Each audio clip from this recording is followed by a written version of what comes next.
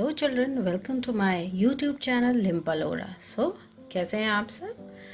आज मैं आपका जो चैप्टर लेने वाली हूँ साइंस का, वो है chapter 4, materials, metals and non metal. So what do you mean by materials? Materials क्या होते हैं? Of course all the things which are present around us and which we can see are known as materials. Okay, so but basically इस chapter में materials is related to metals and non-metals. You have, and like some examples are given, like some coal and sulfur, gold, copper, aluminium. 5 things are given to you, and if they told you कि आप इसको distinguish करिए between metals and non-metals, तो so you can easily do it अगर आपको इसके physical properties पता होंगे। तो ये कैसे कर सकते हैं आप? जब आप फिजिकल प्रॉपर्टी जानते हैं मेटल्स एंड नॉन मेटल्स के, और अगर आप जानना चाहते हैं तो आप मेरा वीडियो देखिए। Already I have made it on physical properties of metals and non metals. Now मैं इस क्लिप में आपको एक नई चीज़ बताने वाली हूँ, that is about the reactivity series और इलेक्ट्रोकेमिकल सीरीज़। अभी रिएक्टिविटी सीरीज़ क्या होता है? Reactivity series the series of elements arrange in decreasing order of their reactivity. मतलब ये ऐसी सीरीज़ है जिसमें एलिमेंट्स की रिएक्टिविटी के आधार पर उनके घटते हुए क्रम में उन्हें अरेंज किया गया है। सपोज एग्जाम्पल, अब मान लो कि आपकी क्लास में एक परफॉर्मेंस लिस्ट बनी है और जो हाई स्कोरर हैं वो टॉप पे हैं और डिक्रीजिंग ऑर्डर में इनको अरेंज किया गया है, और सबसे लास्ट में वो बच्चा है जिसके सबसे कम मार्क्स हैं। इन द सेम वे इसको आप ले सकते हो कि इसी तरह इन एलिमेंट्स और मेटल्स को भी अरेंज किया गया है। इसमें हम देखेंगे कि जो ऊपर एलिमेंट्स हैं चिल्ड्रन, वो सबसे ज़्यादा रिएक्टिव होते हैं और धीरे धीरे ये डिक्रीज होता जाता है, और लास्ट में जो एलिमेंट्स हैं लाइक सिल्वर, गोल्ड, प्लैटिनम, वो सबसे लेस रिएक्टिव होते हैं।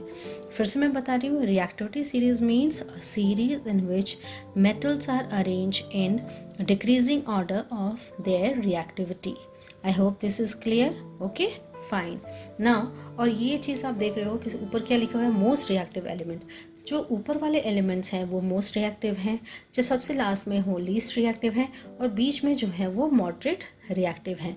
सो इस तरह ये हमारे एलिमेंट्स हैं। अब कौन कौन से एलिमेंट्स हैं? Potassium, sodium, calcium, magnesium,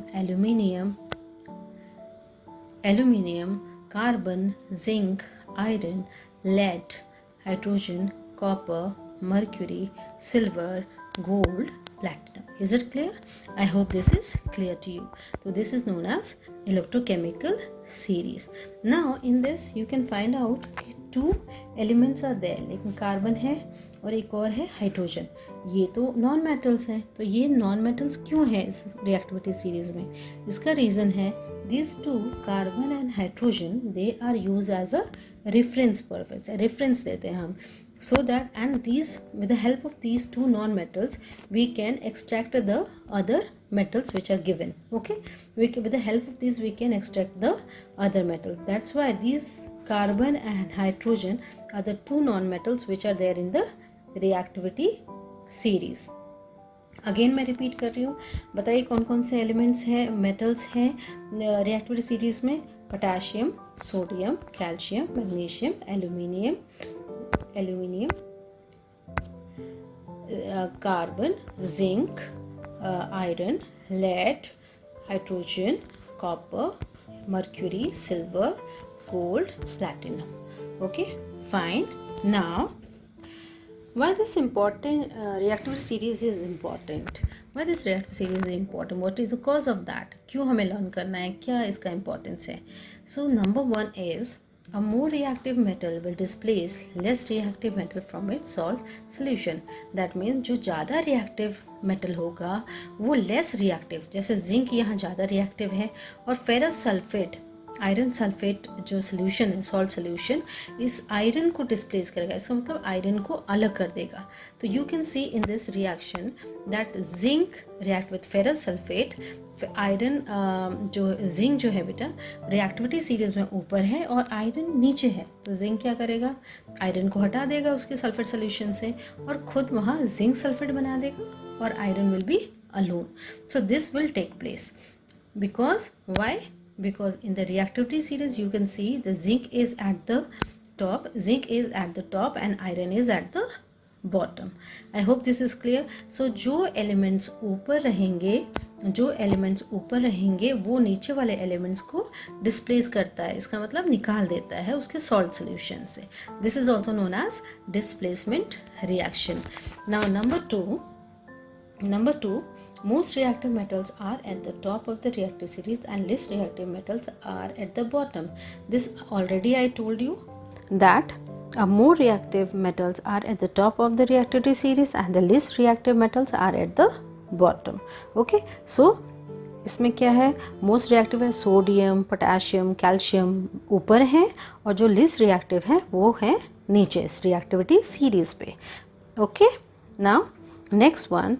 Number 3, metals which are at the top of the hydrogen can displace hydrogen from dilute acids. That means metals which are at the top, that आपका यहाँ hydrogen कहाँ है, ये है. That means जो metals top पे हैं, lead, iron, aluminium, magnesium, वो सब के सब एसिड से हाइड्रोजन को डिस्प्लेस कर सकते हैं. Okay, so these are three importance of reactivity series which I have told you. Okay, now this reactive series is very important children and you must memorize that. So अब इसको कैसे learn करें, तो मैं आपको एक बहुत इजी वे बता रही हूँ जिससे आप बहुत आराम से रिएक्टर सीरीज़ को याद रख सकते हैं और कहीं भी यूज़ कर सकते हैं. आपको इसके लिए कुछ नहीं करना है, बस 2 सेंटेंसेस लर्न कर लो. ओके, वो सेंटेंसेस क्या हैं? Please stop calling me a cute zebra. I like her calling me smart good panther. Again I am repeating. Please stop calling me a cute zebra. I like her calling me smart good panther. Again, okay? Isn't it easy? Easy नहीं है? हाँ, बहुत easy है. तो इसमें हमें देखना क्या है कि इस जो सेंटेंस मैंने आपको बताया है इसके फर्स्ट अल्फ़ाबेट्स को आप लेना है और ये फर्स्ट अल्फ़ाबेट्स हैं जो कि एलिमेंट को डिनोट करते हैं. Like P for potassium, S for sodium, C calling, calcium, magnesium, aluminium, carbon, zinc, I for iron, like L, lead, her, H hydrogen, calling first letter is C, copper, me, M, mercury, smart, S starts from smart, S silver, good, G gold and P for panther, that is platinum. Okay, that means आप अगर इन sentences को learn करते हो तो उनके first alphabet से वो element start होगा और आप आराम से रिएक्टिविटी सीरीज़ लिख पाओगे और अपने केमिकल रिएक्शंस को कर पाओगे.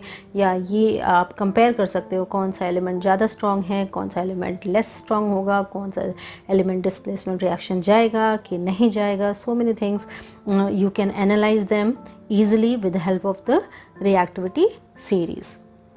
Now again I am repeating it again so that it becomes easy for you to memorize the reactivity series. क्या है वो?